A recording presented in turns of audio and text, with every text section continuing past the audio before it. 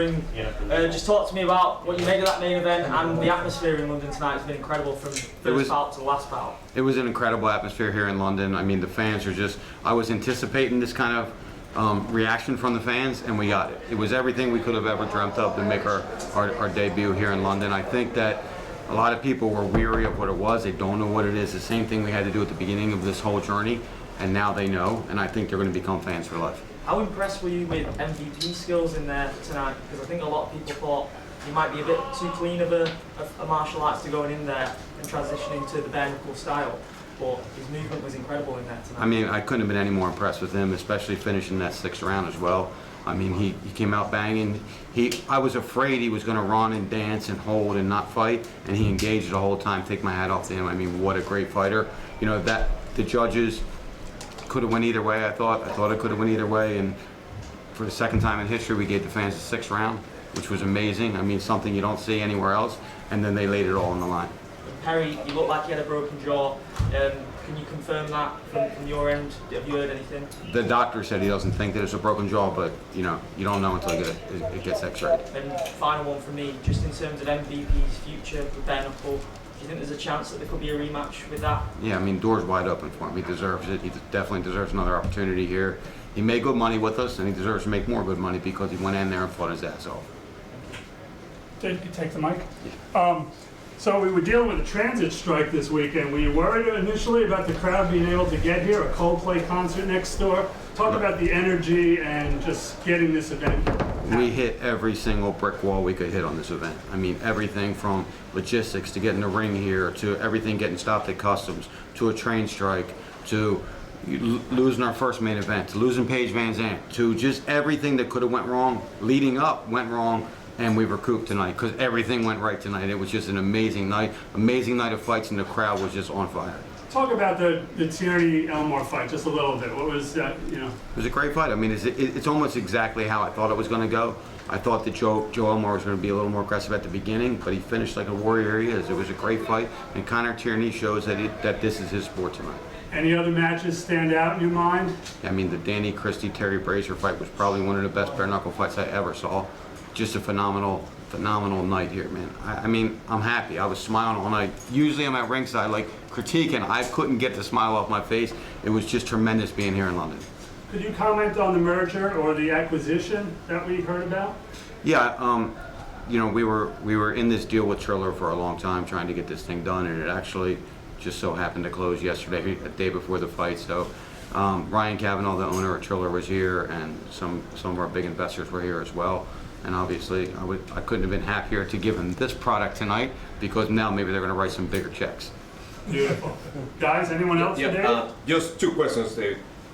One, how you feel the environment from the London or the English crowd here in BKFC 27? At the beginning, when there was only about 500 people in here, I was like, it's going to be off the hook, because they were going crazy already. So I was really anticipating a great night with the fans. It was unbelievable. I mean, I think that they loved it. They were on their feet like they loved it, and I hope that now they're a fan for life. And if you can tell us, what is the fight of the night? I can't pick that right now. We have a panel to pick it, but I mean, it's a coin toss. You got Terry Brazier versus Danny Christie, or the main event. I don't know. We're going to figure that out very soon. But what a great night. Guys, down here, anyone? Quick one from me. When are you coming back? We're coming back with our BKFC UK part of this in November, and then we'll come back with a big show, you know, probably in February. And just one for me as well. You've conquered London today. Where next? What's that? You conquered London today. Where are you thinking next? Well, I mean, the world. I'm not saying that in a cocky way. I'm saying it like, this is so great. I just want to share it with everybody. This is, you know, you don't know what it is. You have a perception that, oh, it's going to be this brutal street fight. It's going to be this. It's so well done. It's professional, great athletes, great combat sports guys. I just want everybody to see it. And look, it's not about money here. It's about passion. It's about leaving a legacy, man. And we're leaving a legacy here for our whole family, for my whole team. Look, a lot of people don't know this, but I had another deal on the table prior to Triller that was 10 times better for me, personally. I turned it down because this deal was way better for my whole team. So I took what was better for my whole team. My whole team breaks their balls and busts their ass every day to get this job done. I got the best team in combat sports. And Tyson Fury, Nate Diaz, many others. What's your message to them after what we all saw tonight? I mean, look, Tyson Fury, just take me seriously enough to sit down with me, and I think that you'll take the gloves off.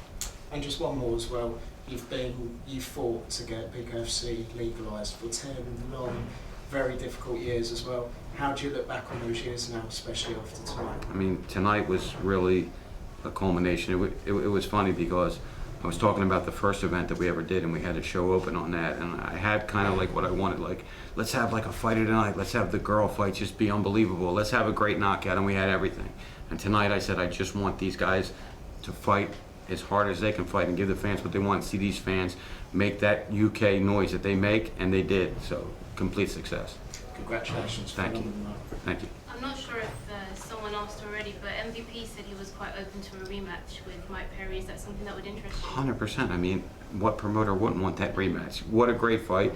I think we'll have triple the amount of fans next time, so absolutely. And what a class act. Him, his team, Alexis, everybody on the MVP team was just classy, and he fought with more heart than I thought that he could. It was amazing. Do you think a fight like that needs to stay in the UK, or do you think that would be, could go to stateside? Listen, I love my country, the United States. That fight has to be here. Has to be here in London. Has to be. Thank you, everyone. Thanks, guys. Cool. Thanks, Dave. Awesome.